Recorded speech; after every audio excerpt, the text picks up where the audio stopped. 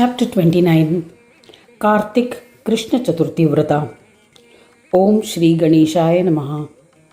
Dasharatha said to sage Vasishta, "Please tell me the glory of Sankashti Chaturthi of the month of Kartika in Krishna Paksha." Then Vasishta narrated an ancient legend to Dasharatha. There lived an immensely powerful and brilliant king named Kardama in the province of Maharashtra. He knew all the Vedas and comprehended the meanings. He followed his dharma and was virtuous. He nurtured his subjects as if they were his own progeny, using the taxes he collected. A sixth of the produce was collected as taxes. He had a fourfold army consisting of elephants, horses, chariots, and infantry. He was skilled in the use of weapons and astras. Using his powerful army, he amassed immense wealth comparable to Kuber. He had dominion over other kings by virtue of his sheer prowess. He had brought the entire landmass under his rule. The neighboring kings obeyed his command and became his taxpayers. He was virtuous, righteous, and philanthropic, devoted to his wife and respected devas, brahmins, and guests. He was humble, performed many yajnas, and conducted pilgrimages to many holy places with his wife. He always killed his foes. They were his numerous virtues. He was afflicted with consumption. He suffered great physical agony. The king was emaciated and reduced to bones and skin. He tried several remedies but did not get any respite. He performed many pilgrimages, but his sufferings was not alleviated. He invited Brahmins and performed the worship of several deities with steadfast devotion. Yet the disease worsened. Extremely distressed, the king renounced his kingdom, handed over the governance of his kingdom to his ministers, and went with his wife to the forest. Wandering aimlessly in the forest, he saw the Brahmin Mankanaka, who was the most eminent of yogis. Seeing him, he prostrated to him and wept. The Muni felt compassion for him and said, "O king, listen, I know why you have become afflicted with this disease. I shall tell you the nature of the grave sin committed by you, which has caused your suffering. Your kingdom has been depleted of the merits due to non-performance of the greatest vrata, the Chaturthi Vrata. As a result, you have become guilty of sins. You will in the end go to hell. O king, you must observe this Chaturthi Vrata, which is the bestower of all siddhis, before the commencement of any deed, as it bestows success in all actions. O lowly king, one who does not observe it will be faced with failures. Therefore, you have become bereft of the fourfold prosperity of dharma, artha, kama, and moksha, despite being virtuous and religious, and having performed various yajna karmas." The Muni explained the importance of the Chaturthi Vrata. Kardama said, My life has been blessed by the darshan of your holy feet. I have understood the importance of this vrata and am grateful. There is no doubt about it. O compassionate one, please bestow your grace by describing the form of this primal Devada, the deities of Devas, Ganesha, so that I will constantly worship him. Mankanaka replied, "It is impossible for anyone to describe the form of Ganesha in entirety. Yet I shall attempt to describe him using my own experience, O Kardama. Earlier I was observing severe penance and lived only by eating the leaves of trees. Once a thorn pricked my hand. I was shocked to see that the sap of leaves oozed out of the wound. I was wonderstruck and danced in ecstasy. My blood had been replaced by the juice of leaves. This was the effect of eating only leaves and the power of my penance. The earth trembled as I danced vigorously. The animate and inanimate world was terrified. All devas went to meet Shankara, believing that he must be performing his Tandava dance as a vigorous dance that is the source of the cycle of creation, preservation, and dissolution. Lord Shankara, with all other gods, came to where I was dancing. He said affectionately, "O great one, why are you unnecessarily dancing? Witness a miracle I exhibit." Saying this, he offered a solution. He miraculously converted the juice of my body into ash.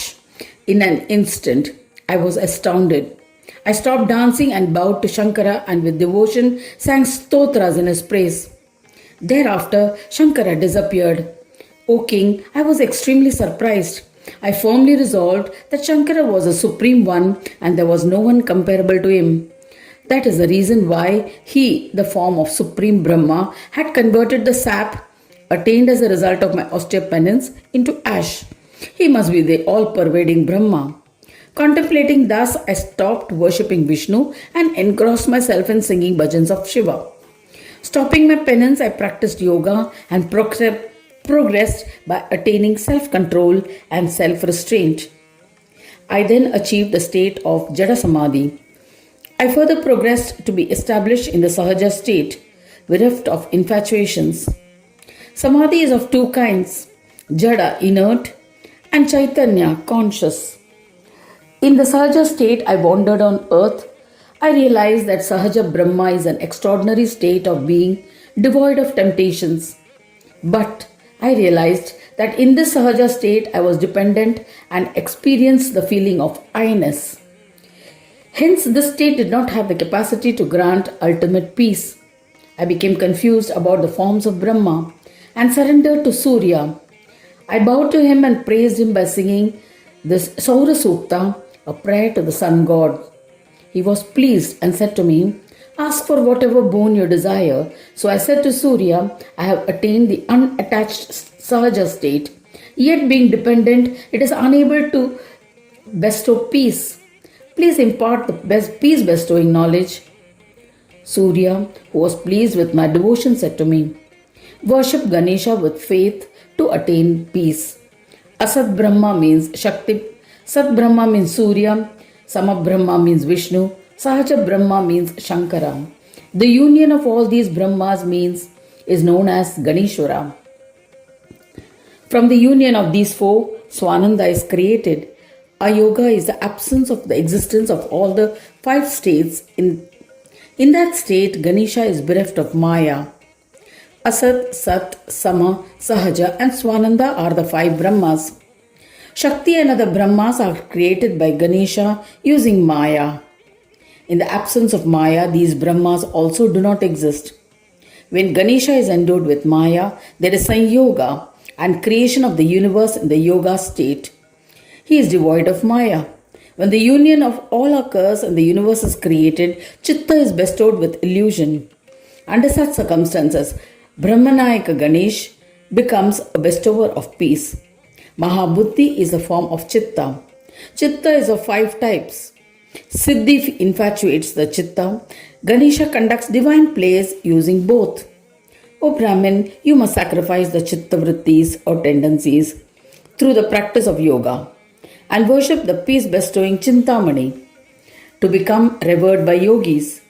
Having expounded thus, Surya initiated me into the six-syllabled, the Sadakshara mantra as per procedure.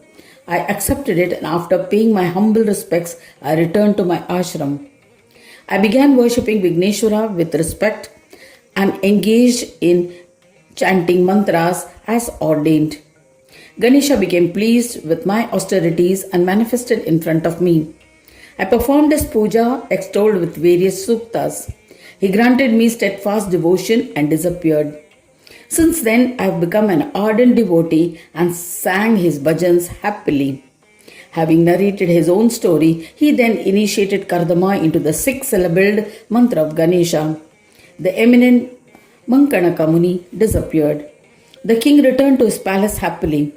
Thereafter, on the Kartik Krishna Chaturthi, the king observed this vrata with all his subjects, performing the ordained rituals.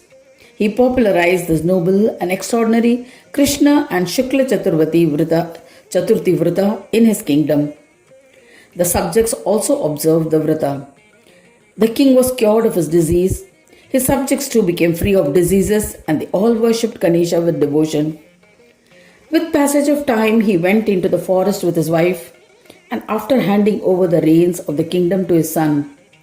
In the forest, he was continuously engaged in one-pointed devotion, singing bhajans of Vigneshwara. In the end, he ascended to Swananda Loka and merged with the divine. The people of his kingdom also worshipped Ganesha with devotion and were liberated.